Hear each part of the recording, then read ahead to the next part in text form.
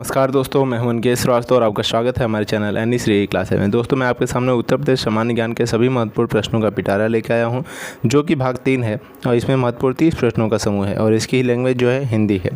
ठीक है दोस्तों, मैंने भाग 1 और 2 चैनल पर डाल दिया है, जाके आप उसको अवश्य देखें, क्योंकि उसमें भी आपको 30 प्रश्नों का समूह दिया गया है। और आपके अगर इसको देखते हैं तो उत्तर प्रदेश के जितने भी सामान्य ज्ञान के प्रश्न हैं वो आपके सारे के सारे क्लियर हो जाएंगे। ठीक है दोस्तों, मैंने आपको 30 प्रश्न दिए हैं, आपको कम से कम इसमें 25 प्लस का टारगेट बना के चलना है। चलिए प्रश्नों को देखते हैं। पहला प्रश्न आपके पास दिया हुआ है कि गोविंद साहब मेला किस शहर में आयोजित किया जाता है। आपके पास ऑप्शंस है ए बलरामपुर, बी आगरा, सी अंबेडकर नगर और डी है प्रयागराज। तो दोस्तों बताइए कि गोविंद साहब मेला जो है किस शहर में आयोजित किया जाता है। तो दोस्तों गोविंद साहब मेला जो है वो आपका अंबेडकर नगर में आयोजित किया जाता है, यानी कि आपका ऑप्शन जो सी है वो करेक्ट है। अब ये अंबेडकर नगर है कहाँ भाई? तो अंबेडकर नगर जो है वो आपका आजमगढ़ में है। कहाँ है? आजमगढ़ में है। और ये आजमगढ़ में तो है, लेकिन अंबेडकर नगर के किस जगह पे? तो आजमगढ़ का जो अतरौलिया स्थान है, अतरौलिया, वहाँ पे आपका मनाया जाता है। कहाँ पर? अतरौलिया। आजमगढ़ के अतरौलिया के अंबेडकर नगर में आपका गोविंद साहब मेला का आयोजन किया जाता है। ठीक है दोस्तों, चलिए अगले प्रश्न को देखते हैं। आपका अगला प्रश्न है कि गोविंद बल्लभ पंत सामाजिक विज्ञान संस्थान किस शहर में स्थित है।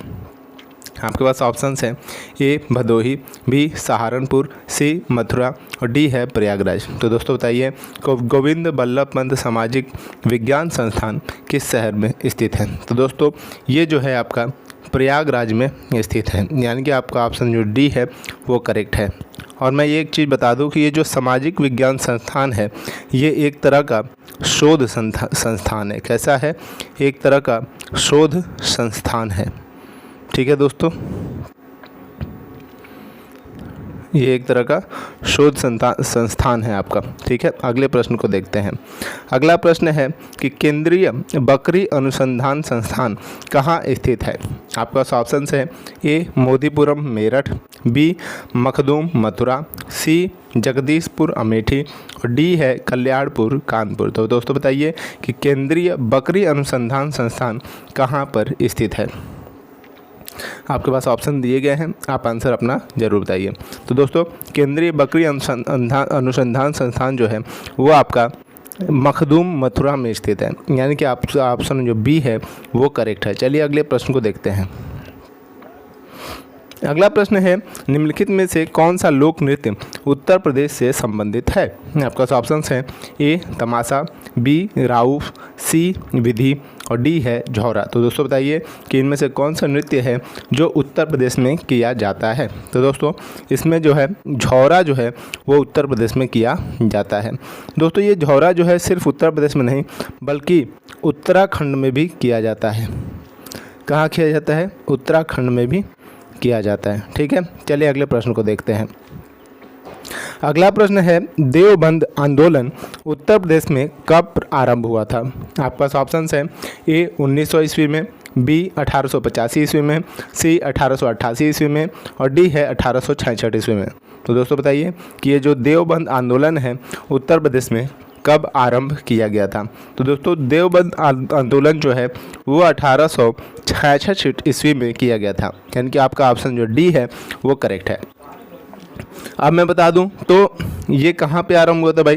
तो ये सहारनपुर, कहाँ पर? सहारनपुर जो है, सहारनपुर में ये स्टार्ट हुआ था और सहारनपुर में ही आपका देवबंद स्थित है। ठीक है, सहारनपुर में आपका देवबंद स्थित है और इसी क्षेत्र से जो है देवबंद आंदोलन का प्रारंभ हुआ। ठीक है, तो सहारनपुर के अंदर आपका देवबंद है और देवबंद में ही ये देवबंद आंदोलन का आरंभ हुआ था। ठीक है, चलिए अगले प्रश्न को देखते हैं। अगला प्रश्न है उत्तर प्रदेश के राजाध्यक्ष की नियुक्ति कौन करता है। आपके पास ऑप्शंस हैं ए प्रधानमंत्री, बी राष्ट्रपति, सी सर्वोच्च न्यायालय और डी है मुख्यमंत्री। तो दोस्तों बताइए कि उत्तर प्रदेश में राजाध्यक्ष की नियुक्ति कौन करता है। तो दोस्तों उत्तर प्रदेश में राजाध्यक्ष की जो नियुक्ति है वो आपके राष्ट्रपति द्वारा किया जाता है, यानी कि आपका ऑप्शन जो बी है वो करेक्ट है। अब ये बता दें राजाध्यक्ष का मतलब होता है दोस्तों गवर्नर। क्या होता है? गवर्नर होता है। ठीक है दोस्तों, तो हर प्रदेश के एक गवर्नर होते हैं और उत्तर प्रदेश के जो गवर्नर की जो नियुक्ति है वो राष्ट्रपति द्वारा की जाती है। ठीक है, चलिए अगले प्रश्न को देखते हैं। अगला प्रश्न है आपके पास, निम्न में से थारू जनजाति की शारीरिक विशेषता क्या नहीं है? मतलब इनमें से कौन सी ऐसी विशेषता है जो उनके शरीर में नहीं होती है? आपके पास ऑप्शन है ए नाटा कद, बी पीला रंग और सी चौड़ी मुखाकृति और डी है लंबी नाक। दोस्तों ये जो आपके थारू जनजाति के लोग होते हैं इनकी लंबी नाक नहीं होती है, यानी कि आपका ऑप्शन जो डी है वो करेक्ट है, बल्कि उनका कद नाटा होता है, उनका रंग पीला होता है और उनकी जो है मुख जो होती है वो चौड़ी होती है। ठीक है, कौन सी जनजाति होती है इसके अंदर? थारू जनजाति के लोग के अंदर नाटा कद, पीला रंग और चौड़ी मुखाकृति होती है, लेकिन लंबी नाक जो है उनके अंदर नहीं होती है। चलिए अगले प्रश्न को देखते हैं। अगला प्रश्न है, निम्न में से उत्तर प्रदेश तथा मध्य प्रदेश की संयुक्त परियोजना कौन सी है? मतलब इनमें से कौन सा ऐसा परियोजना है जो उत्तर प्रदेश में भी होता है और मध्य प्रदेश में होता है, दोनों मिलकर उस चीज़ को करते हैं। तो दोस्तों आपका ऑप्शन है ए गंडक परियोजना, बी राजघाट बांध परियोजना, सी कोटेश्वर बांध जल विद्युत परियोजना और डी है गोविंद बल्लभ सागर परियोजना। तो दोस्तों इनमें से आपका ऑप्शन जरूर बताइए। तो दोस्तों इसमें से जो है वो आपका राजघाट बांध परियोजना जो है वो आपका उत्तर प्रदेश और मध्य प्रदेश का संयुक्त परियोजना है और ये किस नदी पर की जाती है? तो दोस्तों ये बेतवा नदी पर है। किस पर है? बेतवा नदी पर ये बांध बनाई गई है। बेतवा नदी पर ये बांध बनाई गई है। ठीक है दोस्तों, चलिए अगले प्रश्न को देखते हैं।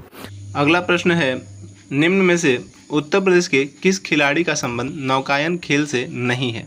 आपको ऑप्शन दिए हैं captain M Shekhar, B Ravindra Lal Pandey, C major M K Singh और डी है राजेंद्र सिंह। तो दोस्तों बताइए कि इनमें से कौन से ऐसे खिलाड़ी हैं जिनका संबंध नौकायन खेल से नहीं है? तो दोस्तों रविंद्र लाल पांडे जी का जो संबंध है वो नौकायन खेल से नहीं है, यानी कि आपका ऑप्शन जो बी है वो करेक्ट है। ठीक है दोस्तों, अगला प्रश्न है, इलाहाबाद उच्च न्यायालय के पहले भारतीय मुख्य न्यायाधीश कौन थे?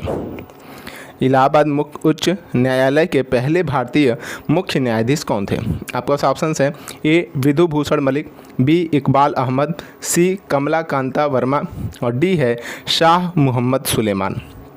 दोस्तों बताइए कि इलाहाबाद उच्च न्यायालय के पहले भारतीय मुख्य न्यायाधीश कौन थे? तो दोस्तों जैसे ही हमारा देश आज़ाद हुआ 1947 में, इसमें आपके मुख्य न्यायाधीश के रूप में इलाहाबाद में विधु भूषण मलिक जी को चुना गया और ये जो विधु भूषण मलिक जी थे ये मुख्य न्यायाधीश के रूप में 1947 से लेकर 1955 तक रहे।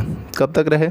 1955 तक रहे। ठीक है दोस्तों, इनका मुख्य न्यायाधीश का जो तारीख है वो 1947 से 1955 तक का रहा। चलिए अगले प्रश्न को देखते हैं।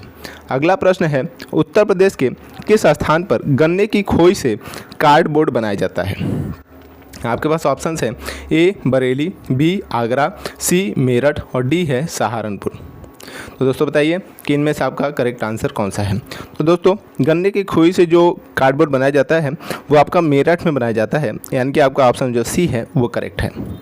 और एक चीज़ बना दे तो गन्ने की खोई से लोग जब गुड़ बनाते हैं तो उसमें उसको जलाने के लिए भी प्रयोग किया जाता है, लेकिन बहुत सारे गन्ने की खोई बच जाती है तो वो वेस्ट होता है। उस वेस्ट को यूज़ करने के लिए कार्डबोर्ड के रूप में उसको कन्वर्ट कर दिया जाता है, जो कि मेरठ में बनाया जाता है। ठीक है, चलिए अगले प्रश्न को देखते हैं। अगला प्रश्न है, हाथरस एवं कानपुर परंपराओं का संबंध किससे है? आपका ऑप्शन है ए रंगमंच, बी शास्त्रीय गायन, सी लोक नृत्य और डी है कबड्डी। तो बताइए दोस्तों कि इनमें से कौन सी ऐसी चीज़ है जिसमें हाथरस एवं कानपुर दोनों परंपराओं का संबंध व्यक्त होता है? तो दोस्तों इसमें से जो है आपका रंगमंच जो है हाथरस और कानपुर दोनों में किया जाता है, यानी कि आपका ऑप्शन जो ए है वो करेक्ट है। अब ये जो रंगमंच है वो ब्रज भाषा में की जाती है। किस भाषा में की जाती है? ब्रज भाषा में की जाती है। ठीक है दोस्तों, किस भाषा में की जाती है? ब्रज भाषा में आपकी ये रंगमंच की जाती है। ठीक है, अगले प्रश्न को देखते हैं। अगला प्रश्न है, ऊनी वस्त्रों की प्रसिद्ध लाल इमली मिल कहाँ पर है? आपका ऑप्शन है ए मुजफ्फरनगर, बी फर्रुखाबाद, सी कानपुर और डी है नजीबाबाद। तो दोस्तों बताइए कि ऊनी वस्त्रों का जो प्रसिद्ध लाल इमली मिल है वो कहाँ पर स्थित है। तो दोस्तों ऊनी वस्त्रों का लाल इमली मिल जो है वो आपका कानपुर में स्थित है, यानी कि आपका ऑप्शन जो सी है वो करेक्ट है। दोस्तों ये जो लाल इमली मिल जो है कानपुर में जब बनाई गई थी वो सन था आपका 1876। कब बनाई गई थी? 1876 में कानपुर में लाल इमली मिल का निर्माण किया गया था। चलिए अगले प्रश्न को देखते हैं। अगला प्रश्न है जौनसारी किस जनजाति द्वारा किया जाने वाला नृत्य है। आपका ऑप्शन है ए घुमसू, बी झेला, सी रासो और डी है उपर्युक्त सभी। तो दोस्तों आप अपना आंसर बताइए कि जौनसारी किस जनजाति द्वारा किया जाने वाला नृत्य है। तो दोस्तों ये सभी लोग जौनसारी नृत्य को करते हैं, यानी कि उपर्युक्त सभी, यानी कि घुमसू भी करते हैं, झेला भी करते हैं, रासो भी करते हैं। ये सभी लोग जो हैं जौनसारी जो नृत्य है उसको करते हैं। अगला प्रश्न है उत्तर प्रदेश में माध्यमिक स्तर की शिक्षा से विश्वविद्यालय शिक्षा को कब अलग किया गया। माध्यमिक स्तर शिक्षा से विश्वविद्यालय शिक्षा को कब अलग किया गया। आपका ऑप्शन है ए 1931 में, बी 1921 में, सी 1920 में और डी 1925 में। तो दोस्तों बताइए कि कब विश्वविद्यालय शिक्षा को अलग किया गया। तो दोस्तों इनमें जो है वो आपका 1921 में इसको अलग किया गया था, यानी कि आपका ऑप्शन जो बी है वो करेक्ट है। अब क्या हुआ कि 1923 में जो है एक बोर्ड बनाई गई जिसका नाम था माध्यमिक शिक्षा बोर्ड। क्या नाम था? माध्यमिक शिक्षा बोर्ड, जिसको हम लोग आजकल यूपी बोर्ड के नाम से जानते हैं। किस नाम से जानते हैं दोस्तों? यूपी बोर्ड के नाम से जानते हैं, ठीक है, यूपी बोर्ड के नाम से जानते हैं। तो 1923 में जो है आपके यूपी बोर्ड का निर्माण हुआ और 21 में ही इसको अलग कर दिया गया था, लेकिन 1923 में यूपी बोर्ड का निर्माण हुआ और तब से एग्जाम्स चलने लगे। चलिए अगले प्रश्न को देखते हैं। अगला प्रश्न है आपके पास, राज्य में ऑपरेशन ग्रीन योजना कब शुरू हुई। आपका ऑप्शन है ए सितंबर 2005 में, बी जनवरी 2008 में, सी जुलाई 2001 में और डी है अगस्त 2000 ईस्वी में। तो दोस्तों बताइए कि राज्य में ऑपरेशन ग्रीन योजना कब आयोजित किया गया था। तो दोस्तों राज्य में ऑपरेशन ग्रीन योजना जो है जुलाई 2001 ईस्वी में आयोजन किया गया था, यानी कि आपका ऑप्शन जो सी है वो करेक्ट है। चलिए अगले प्रश्न को देखते हैं। आपका अगला प्रश्न है 2011 की जनगणना के अनुसार सर्वाधिक लिंगानुपात वाला जिला कौन सा है। आपका ऑप्शन है लखनऊ, बी जौनपुर, सी आगरा और डी है प्रयागराज। दोस्तों बताइए कि 2011 की जनगणना के अनुसार सर्वाधिक लिंगानुपात वाला जिला कौन सा है। तो दोस्तों सर्वाधिक लिंगानुपात वाला जिला जो है वो आपका जौनपुर है, यानी कि आपका ऑप्शन जो बी है वो करेक्ट है। चलिए अगले प्रश्न को देखते हैं। आपके पास अगला प्रश्न दिया हुआ है कि उत्तर प्रदेश में सामूगढ़ का प्रसिद्ध युद्ध कब हुआ था। आपका ऑप्शन है ए 1605 ईस्वी में, बी 1627 ईस्वी में, सी 1658 ईस्वी में और डी है 1650 ईस्वी में। तो दोस्तों बताइए कि उत्तर प्रदेश में सामूगढ़ का प्रसिद्ध युद्ध कब हुआ था। तो दोस्तों आपका ऑप्शन दिए गए हैं। तो दोस्तों जो सामूगढ़ का प्रसिद्ध युद्ध हुआ था वो आपका 1658 ईस्वी में हुआ था, यानी कि आपका ऑप्शन जो सी है वो करेक्ट है। अब ये जो हुआ था वो कब हुआ था? 29 मई को हुआ था। कब हुआ था? 29 मई 1658 को हुआ था और ये आगरा में हुआ था। कहाँ हुआ था दोस्तों? आगरा में हुआ था, ठीक है। चलिए अगले प्रश्न की तरफ बढ़ते हैं। अगला प्रश्न है कि उत्तर प्रदेश का छोलिया नृत्य किस जाति में प्रचलित है। आपके पास ऑप्शन है ए पासी, बी धोबी, सी कहार और डी है राजपूत। तो दोस्तों बताइए उत्तर प्रदेश का छोलिया नृत्य किस जाति में प्रचलित है। दोस्तों उत्तर प्रदेश का जो छोलिया नृत्य है वो आपका राजपूत जाति में प्रसिद्ध है, यानी कि आपका ऑप्शन जो डी है वो करेक्ट है, ठीक है। अब ये जो छोलिया नृत्य है वो कब की जाती है? तो जो छोलिया नृत्य है वो आपके विवाह उत्सव के लिए किया जाता है। किसके लिए किया जाता है? विवाह उत्सव लोग मनाते हैं, उसमें इस नृत्य को किया जाता है, ठीक है दोस्तों। यानी कि ये राजपूत आपके जनजाति में प्रचलित है और विवाह उत्सव में इसके किया जाता है। चलिए अगले प्रश्न को देखते हैं। आपका अगला प्रश्न है निम्नलिखित में से कौन सा उत्तर प्रदेश का परंपरागत संगीत नहीं है। इनमें से कौन सा ऐसा संगीत है जो उत्तर प्रदेश में नहीं गाया जाता है। आपका ऑप्शन है ए रसिया, बी ठुमरी, सी सावनी और डी है कालबेलिया। तो दोस्तों इसमें जो है आपका कालबेलिया जो संगीत है वो आपके उत्तर प्रदेश में नहीं गाया जाता है, यानी कि इसमें रसिया, ठुमरी और सावनी उत्तर प्रदेश में गाए जाते हैं। ठीक है, चलिए अगले प्रश्न को देखते हैं। आपका अगला प्रश्न है, उत्तर प्रदेश का पुलिस का मुख्यालय कहाँ स्थित है? आपका ऑप्शन है ए बरेली, बी लखनऊ, सी नोएडा और डी है मेरठ। तो दोस्तों उत्तर प्रदेश का पुलिस का मुख्यालय जो है वो आपका लखनऊ है। इसके पहले जो है आपका पुराने में प्रयागराज था। कहाँ था? प्रयागराज था। अभी फ़िलहाल में कहाँ पर है? लखनऊ में है। पहले कहाँ था? प्रयागराज था। ठीक है, अगले प्रश्न की तरफ बढ़ते हैं। अगला प्रश्न है, उत्तर प्रदेश में पुलिस उपाधीक्षक की भर्ती हेतु परीक्षा व साक्षात्कार निम्न में से किसके द्वारा किया जाता है? आपका ऑप्शंस हैं ए उत्तर प्रदेश पुलिस भर्ती बोर्ड द्वारा, बी उत्तर प्रदेश लोक सेवा आयोग द्वारा, सी केंद्रीय लोक सेवा आयोग द्वारा और डी है शासन द्वारा गठित कमेटी द्वारा। तो आपको ऑप्शन दिए गए हैं। तो दोस्तों बताइए कि उत्तर प्रदेश में पुलिस उपाधीक्षक की भर्ती हेतु परीक्षा व साक्षात्कार निम्न में से किसके द्वारा किया जाता है? तो दोस्तों ये जो है उत्तर प्रदेश लोक सेवा आयोग द्वारा किया जाता है, यानी कि आपका ऑप्शन जो बी है वो करेक्ट है। चलिए अगले प्रश्न को देखते हैं। अगला प्रश्न है, उत्तर प्रदेश में विधानसभा को भंग करने का अधिकार किसे है? आपका ऑप्शन है ए राज्यपाल को, बी राष्ट्रपति को, सी मुख्यमंत्री को और डी है किसी को नहीं। तो दोस्तों बताइए कि उत्तर प्रदेश में विधानसभा को भंग करने का अधिकार किसको दिया गया है? तो दोस्तों उत्तर प्रदेश में विधानसभा को सिर्फ और सिर्फ राज्यपाल ही भंग कर सकते हैं, यानी कि आपका ऑप्शन जो ए है वो करेक्ट है। चलिए अगले प्रश्न को देखते हैं। अगला प्रश्न है, गुप्त काल में उत्तर प्रदेश के कौन से नगर व्यवसाय, शिक्षा व कला के प्रमुख केंद्र थे? आपको ऑप्शन है ए मथुरा, बी कौशाम्बी और सी है प्रयाग और डी है सभी। तो दोस्तों बताइए कि गुप्त काल में उत्तर प्रदेश के कौन से नगर जो हैं व्यवसाय, शिक्षा व कला के प्रमुख केंद्र थे? तो दोस्तों आपका जो ऑप्शन जो डी है वो करेक्ट है, यानी कि ये सभी जो हैं व्यवसाय, शिक्षा व कला के प्रमुख केंद्र थे, मथुरा, कौशाम्बी और प्रयागराज। ठीक है, चलिए अगले प्रश्न को देखते हैं। आपका अगला प्रश्न है, उत्तर प्रदेश में 1857 की क्रांति का आरंभ सर्वप्रथम किस नगर में हुआ था? आपका ऑप्शन है ए लखनऊ, बी मेरठ, सी इलाहाबाद और डी है कानपुर। तो दोस्तों बताइए कि 1857 की जो क्रांति हुई थी उसमें उत्तर प्रदेश में कहाँ से प्रारंभ हुआ था? तो दोस्तों इसमें जो है वो आपका मेरठ से प्रारंभ हुआ था, यानी कि आपका ऑप्शन जो बी है वो करेक्ट है। चलिए अगले प्रश्न को देखते हैं।